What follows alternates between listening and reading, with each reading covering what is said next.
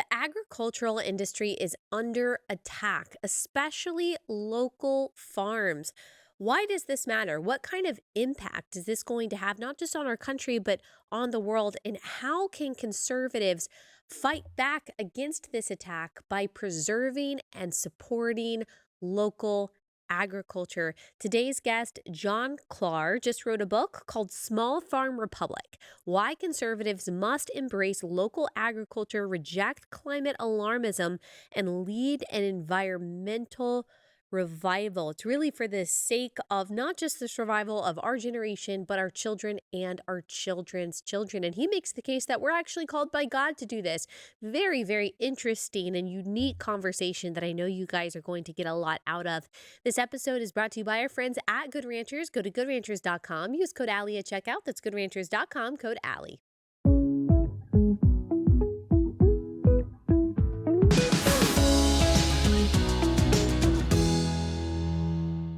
John, thanks so much for taking the time to join us. First, could you just tell everyone who you are and what you do? My name is John Klar. I'm a former tax attorney. I still remain admitted to the bar, but mostly I farm and I write here in Vermont. And as you know, I've got a book out about local agriculture and how conservatives can help support an environmental movement by supporting local farms without buying into the whole climate alarmism garbage. Right. It's called Small Farm Republic: Why Conservatives Must Embrace Local Agriculture, Reject Climate Alarmism, and Lead an Environmental Revival. This seems like the perfect time for this book for a couple of reasons. I've noticed, as you've probably noticed, over the past couple years since the start of COVID, there's been a move, it seems like, at least among the people that I follow on social media, to start at the very least gardening and growing some of their own produce. They realize the need for reliance on local farmers. With all the supply chain issues that we've had over the past couple years, it's kind of just made people realize, okay, maybe I should be more self-sufficient than I was previously. And then also what we're seeing globally with the attack on farming, the attack on livestock that we're seeing in places like the Netherlands, Sweden, Ireland. And so that's why, part of why this book interests me right now. But tell us why you decided to write it right now.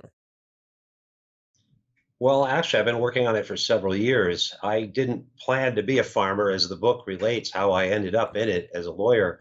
I became very sickened with Lyme disease, which, by the way, also led to my faith journey. So I think I'm better off as a faithful lawyer than a faithless, or a faithful farmer than a faithless attorney. Hmm. The reason I felt this book is so important, and you're right on point with both of your points. During COVID, we saw the fragility of our food system, our medical system, our entire economy. And many people here in Vermont, a lot of people have moved to Vermont. The cost of farmland is roughly doubled. It's making it hard for young people to get into it. And, and then again, as you say, more and more people are seeing globally, there seems to be some kind of push to get rid of all the cows to save us. What's really going on there? And that, of course, has developed since the book came out. But also, we have people in the middle. There are a lot of people, as you say, trying to garden or get back to the land or create more food security. Many people in cities really realize now that they cannot do that. And the antidote is to not see it as an urban versus rural divide. That's what's been developing in America for 100 years. It's time to recognize that people in the city need rural farmers, and we rural farmers want people in the city to buy our food, and we want the city to go to for cosmopolitan or cultural. There's sort of an exchange there. But over time, we have been destroying our local farms in a short term push for profit. We have lost food quality, human health, and something that should be very important to conservatives. And part of the point of my book is, even though I'm speaking to conservatives, this is an issue that should bring people together in this culture divide. On the left, they're trying to weaponize food. They're saying it's all about equity. They're saying it's all about cows, and then climate change comes in. In the end, people need to eat. And there should be no controversy over supporting local food production. And I'm not an extremist where I say, we should have only organic, and I support conventional farming as well. But the more we start outsourcing our food production, processing, inspection, and distribution to places like China, the more we are becoming dangerously dependent, and I would say unbiblically dependent on a modern American technomysticism instead of the plan God gave us to raise our own food, which starts in Genesis chapter 3. It's the curse of eating the apple. You will work by the sweat of your brow, and thorns shall pierce your flesh. And now we think that we've cheated God's plan for us to be close to the earth and our microbiomes. But we've actually got a much worse situation than labor on our hands. We're giving ourselves cancer, and we're giving our children lower sperm counts, and perhaps transgenderism itself is caused by endocrine disrupting chemicals. And this is where conservatives and liberals should be able to come together on the chemical pollution and not focus everything on the controversial issue of carbon, while we don't seem to care about the other chemicals. So that's sort of the summary of Wow. why I think it's a poignant book right now. Yes, wow. You mentioned so much in there. And one word that really caught my attention that you just said was techno-mysticism. And then you talked about the theological implications of buying into that kind of techno-mysticism. Can you explain what you mean a little bit more by that? Sure, good question. I take the term, I want to credit to the writer Wendell Berry from Kentucky, who Yes, I yes, I've read quote. Wendell Berry. Yes. And actually, if you look at my Substack, you'll see I write about how we're in the midst of a new religion called woke theocracy. And it's a theocracy because it's being implemented at all levels of our government, and it's a violation of the Establishment Clause. And it meets all of the attributes of a religion, according to many authors and Supreme Court and other court decisions. So, what we're witnessing is a time when people have so much faith in their new religion that they're casting aside basic principles. They will throw away their food supplies and disrupt their food supplies in the name of equity, for instance. They will destroy the economy in trying to elevate ideological principles above basic money supply and other principles. And ultimately, it is a religion. Now, whether one is a Christian or not, the Bible is very clear about food because, as I recently gave a message about this, we have this sort of covenant in the garden that we will be gardeners, right? And now we're flipping light switches and getting our food delivered to us, plastic wrapped, replete with all the chemicals, not only in the food, but the phthalates and the PFAs and the BPAs and all of these other things we're finding have saturated our food. And but the end of the Bible in Revelation has some pretty strong words about the third rider of the apocalypse on a black horse, starvation and famine, with um, scales in their hands, because it implies that there will be food inflation, as we're seeing now, and food scarcity. And that's something else I read about with my tax background. If we look at inflation, we can see why food is already inflating at a much higher rate than the underlying inflation rates, and why it will continue to as fossil fuels and fertilizers increase. This is a crisis unfolding. And while the liberals are trying to terrify us with their religion about unscientifically, it's proven climate change, about guns, about women's rights being taken away. And the real threat might be the most close to our homes, which is our microbiomes, literally feeding our stomachs and our children and our grandchildren. So it literally is a new religion that is turning everything that is good and calling it evil, and all that is evil is being called good. And so that's why I mentioned technomysticism has led us out of the garden and into a much more dangerous predicament.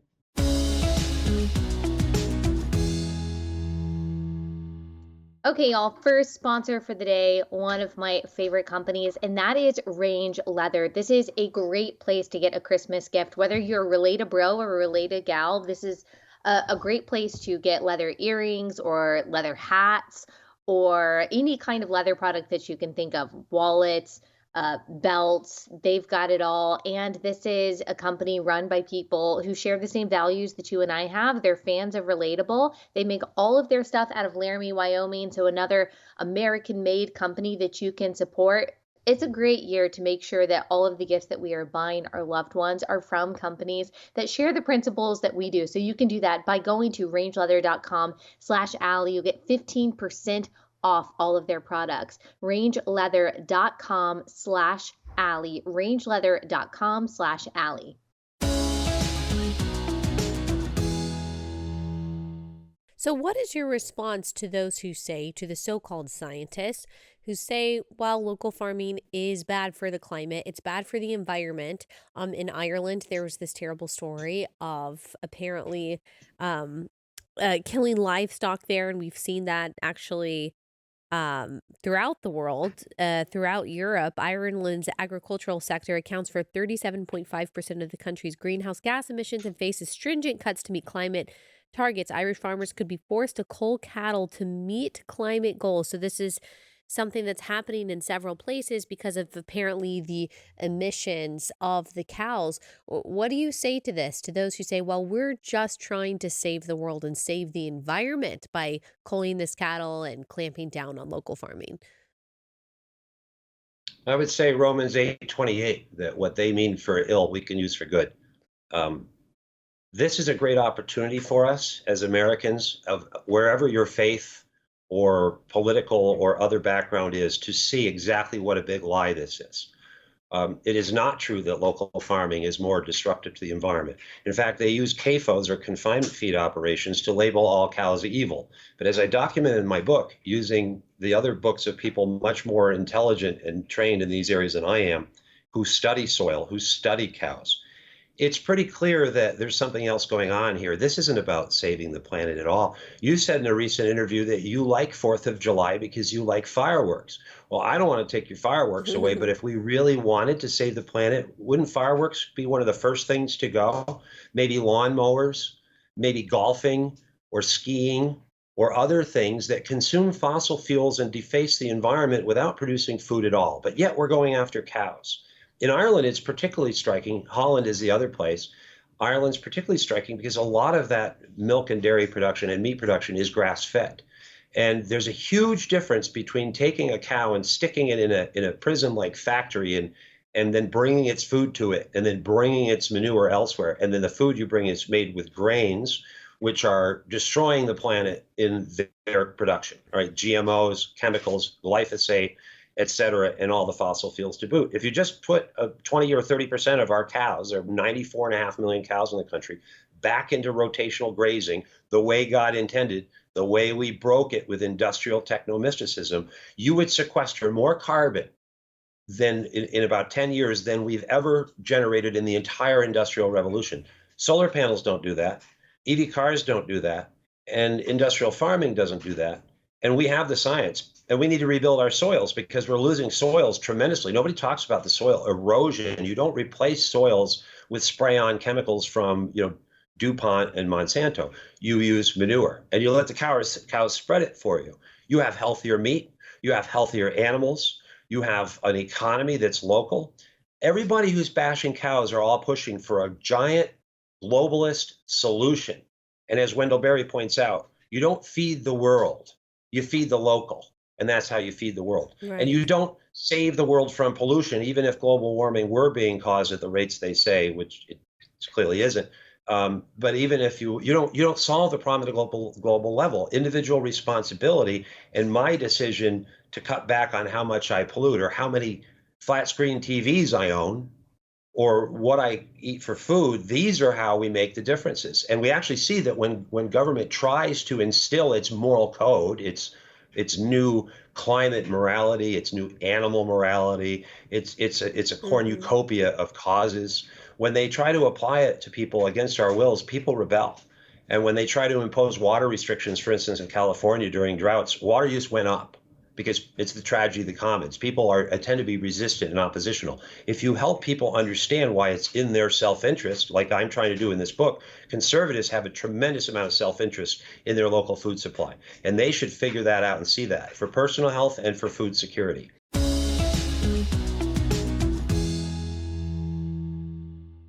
Okay, 7 weeks coffee. 7 weeks coffee provides excellent, high quality coffee. But I think the best part about this company is their mission. The reason that they're called 7 weeks coffee is because at 7 weeks gestation, the baby in the womb is the size of a coffee bean. And 7 weeks coffee is a pro life coffee company. And they prove that by donating a percentage of their sales to pregnancy centers across the country. These pregnancy centers are doing the Lord's work in helping families and their babies by providing all kinds of material and spiritual and emotional resources for them. They have donated, 7 Weeks Coffee has donated over $250,000 to these pregnancy centers. They're now supporting over 700 centers because of people like you buying coffee from 7 Weeks Coffee. Go to 7weekscoffee.com. Use promo code Allie for 10% off your order. 7weekscoffee.com, code Allie. 7weekscoffee.com, code Allie. Tell us what exactly we can do. So we are to embrace local agriculture, reject climate alarmism. I think most conservatives had that. We understand that. Lead an environmental revival. And you're talking about regenerative farming. Most people, even, people in the suburbs, maybe are a little bit closer to farming life than people really in the, thick of urban life. But they don't really know what that means. They're thankful to go to their local farmers market, and maybe they're picking up raw milk, which you're not allowed to talk about, or they're picking up their organic eggs from their local farmer. But beyond that, they don't really know what goes into it, and they don't know how to participate in helping their local farm. So what does that look like? Well, that's a really good question. And I don't flatter, by the way, that's sinful. That's a really good question because that's the core of the book and why anybody would read it or why I should write it. There are several levels to answer. First of all, people need to be informed. Like anything else, before you can have an opinion to vote upon, and people in the city are still voting on the farm bill through their elected reps. They're still influencing the legislation that impacts their food supply.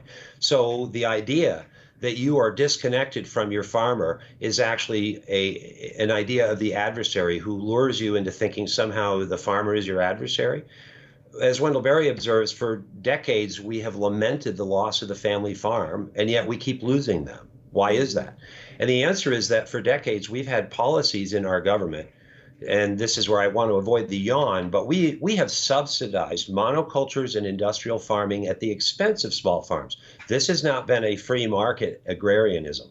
This has been a non-free market where large corporate actors, as we see with pharmaceutical companies and many other companies, we could go down a list, gain access to our government to enforce and enact regulations that favor their business model and sacrifice the small little guy. And for decades, our government even said to farmers, get big or get out. And now they're saying, look, you're polluting because you're too big. Now get out. Vermont had 29,000 dairy farms at the beginning of the Great Depression, and now we have about 550, I believe, at Wow. last count, most of which are consolidated. They're larger because that was the only way to be profitable. So, in answer to your question, what people in the city would also benefit from, by the way, they can buy directly from CSAs. They can buy more and more products out there. It's hard to rely on some of the labeling, so I recommend the book Beyond Labels by Joel Salatin and Sina McCullough, which will really help people make informed decisions and avoid those who are toxifying them and their children. But also, what about supporting two main policy areas? One is let's pare back over time, not immediately, not like Sri Lanka. Let's pare back the billions of dollars that we give to fund toxic, destructive industrial agricultural practices, particularly corn, soy, and wheat subsidies. And let's divert some of that money to support small farms and the young people who do want to move in the country and raise local food and sell to other young people who want to move to the country and work on their laptops and make a lot of money online and then buy that local food. There's an emerging economic growth here to revitalize rural America. But the other big thing to do that would be so easy to do this would be to reduce the tightening regulatory structures, particularly at the federal level, but also at the state level, which have made it more and more costly, even prohibitively costly, for young, small scale farmers to get into the business. And they want to keep us battling over small versus large or organic over conventional. But conventional food grown here in Vermont might be less toxic to the ecosystem than organic food that was grown and shipped, let's say, from Brazil or Chile or China.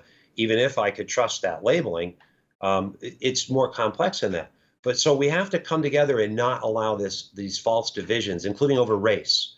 I've written about this. We all need food and we all need to come together, and the soil doesn't care what color you are. The cow doesn't care what color you are. And in the end, starvation doesn't care what color you are.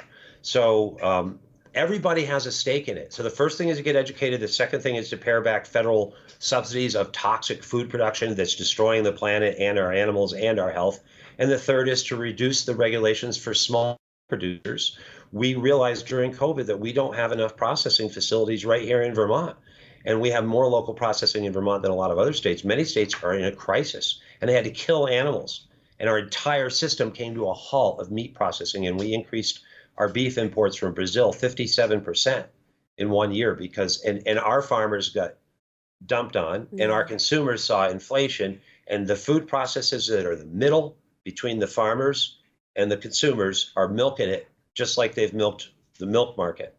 That's the answer. A farmer to consumer alliance is Right. what we need. And that's why people should not feel powerless and turn away and just keep eating the toxic food that corporate America is feeding them. Yeah, and I would love for you to talk a little bit more about that personally. You mentioned that you had Lyme's disease, and that's kind of what led you to, or you have it, and that's what led you to being a farmer in Vermont. Are you from Vermont originally?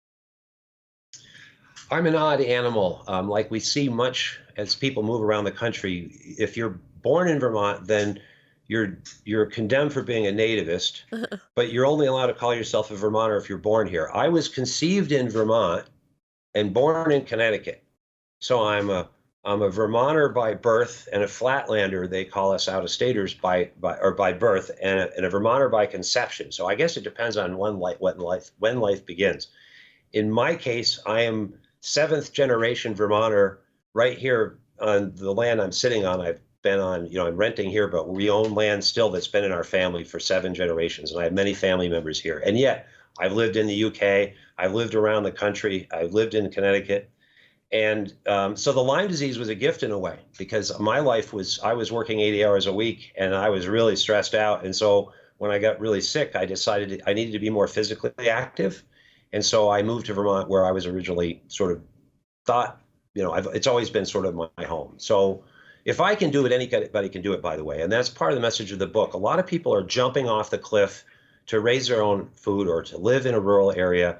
And I can't really claim some kind of virtue that I did so. It was the consequence of my illness. God was in it, Romans 8:28 again. And then I was on antibiotics for on and off for about 12 years. So Mhm. I may have killed the Lyme and I have some residual illness, but in my case, I didn't get diagnosed for years. Right. So it was really quite crippling. So that's why healthy food, avoiding alcohol, aspartame, and other food additives, these became imperative for me, whereas before I could abuse my temple. And so I went from sort of becoming a self-destructive workaholic to have to change my whole lifestyle to be more in tune with, once again, what God's plan is for good health.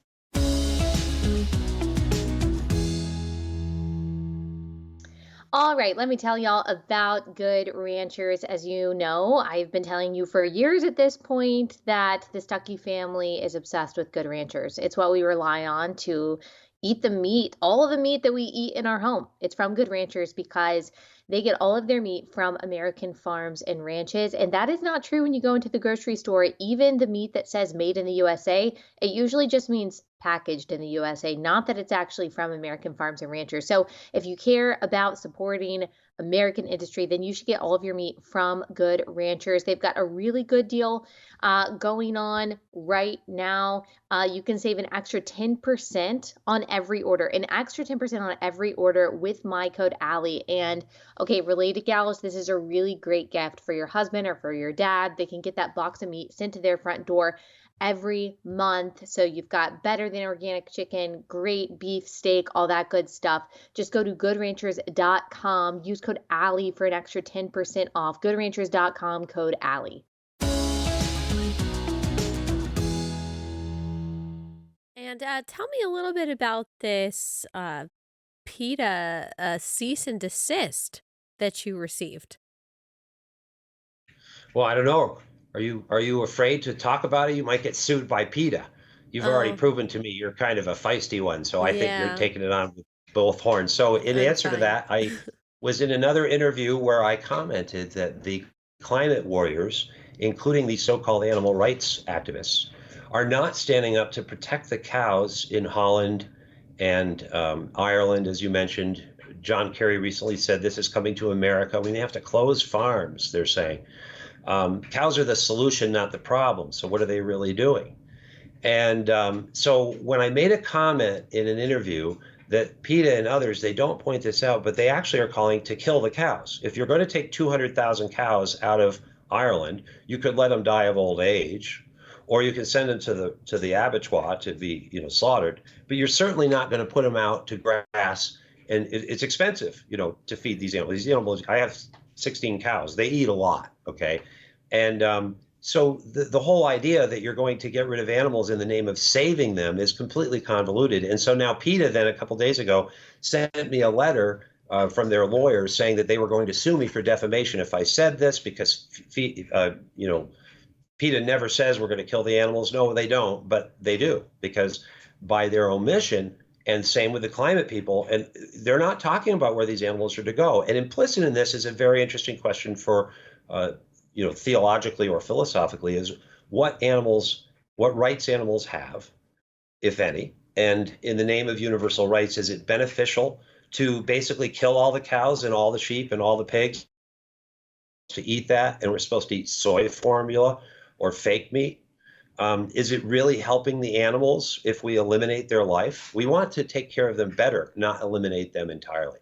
So that's why PETA has come after me. So I put out a Substack demonstrating PETA's extremism and how ridiculous they are, and some of their policies, and some of the horrible things they say about farmers and other people. They say drinking milk is a white supremacist drink Yeah. because it just shows that's exactly how white supremacists act, and it's so oppressive. They're just totally off the rails, and they can't seem to figure out whether they're climate warriors or social justice equity warriors or animal rights warriors, because like so many of these organizations, they've just gone off from their original mission into wokeness, and all of those different moral prerogatives come into play, and so they sort of lose their foundation. So I actually invite the controversy so we can talk about the cows. I raise cows. My cows are grass fed. I take good care of my cows. I'm not a cow killer. PETA's the cow killer. PETA wants to get rid of all cows because they're so evil, and they want people to eat soy. Well, soy is going to be grown with GMOs. It's going to be saturated in glyphosate. It's going to till up the planet. It's going to release carbon. It's going to burn fossil fuels. It's going to burn all kinds of fertilizer. The number one urea, our top fertilizer, nitrogen, is made from natural gas. Natural gas is methane. So you're going to get rid of the cow burps, so you can use more methane from the chemical companies instead, and you're going to lose the manure in the process, which rebuilds soils, helps with water retention. We're in a water crisis. So PETA, if they want to lock horns with me, truth is a defense. PETA, I wrote to them and said, well, what do you want to do with the cows that I said you are calling to exterminate? Bill Gates has said we only need 150 cows to feed the world because we can then use their DNA to use soy and other plants to replicate in a vat their animal flesh. Well, what that leads to is more costs, more pollution, and more control of our food supply.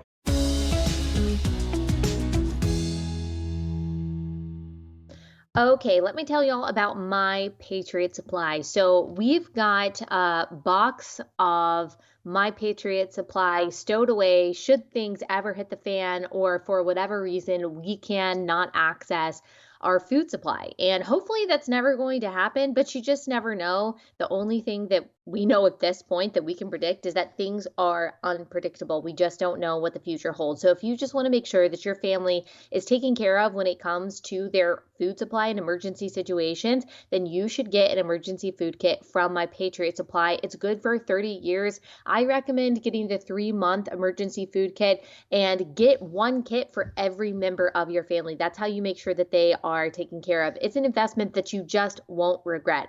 Go to preparewithallie.com. You can get $200 off your order. That's a big deal. Preparewithallie.com for $200 off. Preparewithallie.com.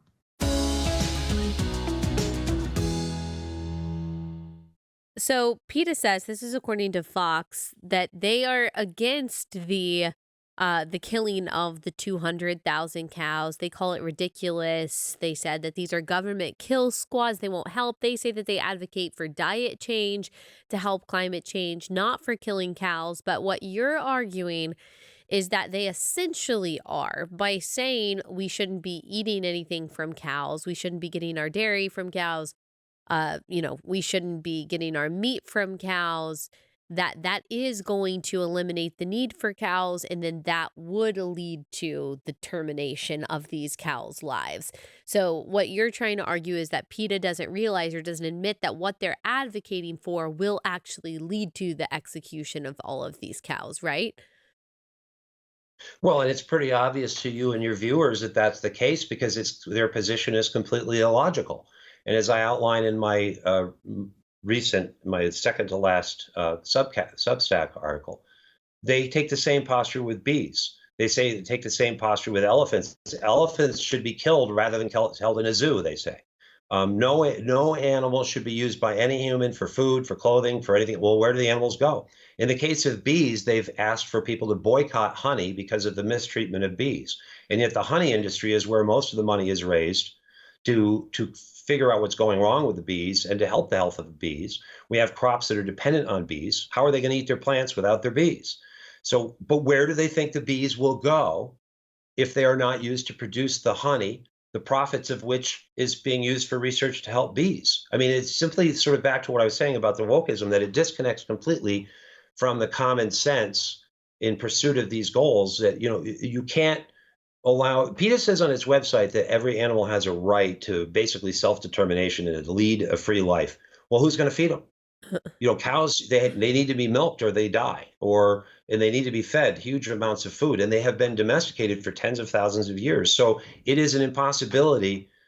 Pretty much, you could phase the cows out through all, but then they're gone.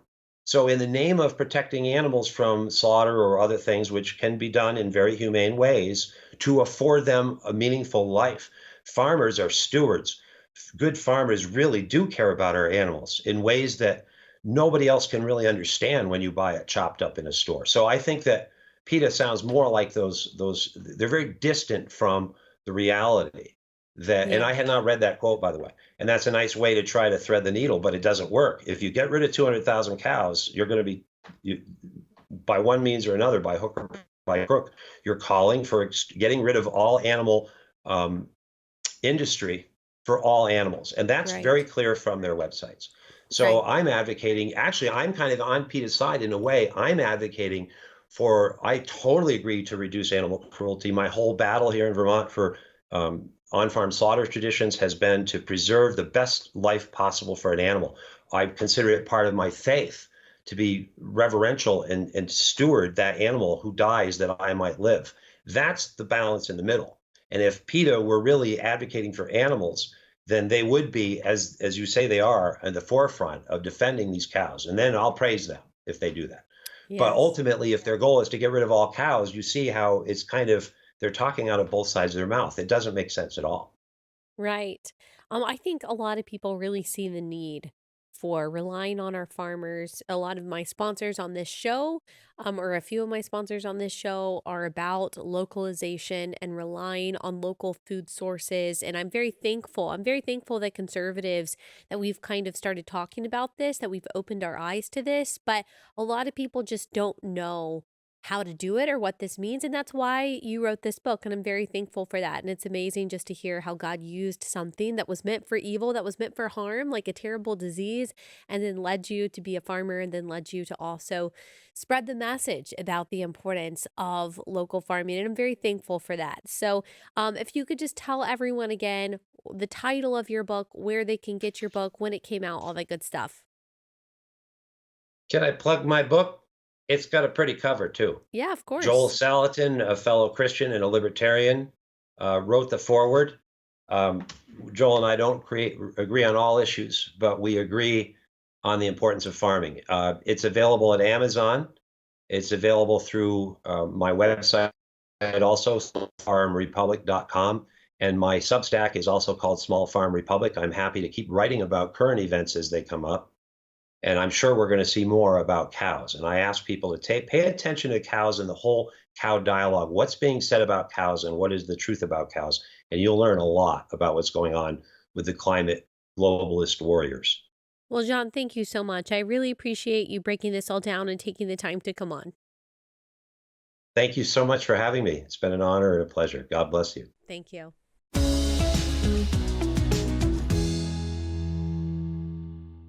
All right. I hope you all enjoyed that conversation. We will be back here tomorrow discussing all the things. There's so many things that we have to discuss that we missed last week during Thanksgiving week. But before we leave, I do want to tell y'all about the Cyber Monday deal that's going on right now at blazetv.com. So if you're thinking about subscribing, which you absolutely should, we just don't know what's going to happen with YouTube and with Apple Podcasts, Spotify. Like, they already mess with conservative podcasts and their reach.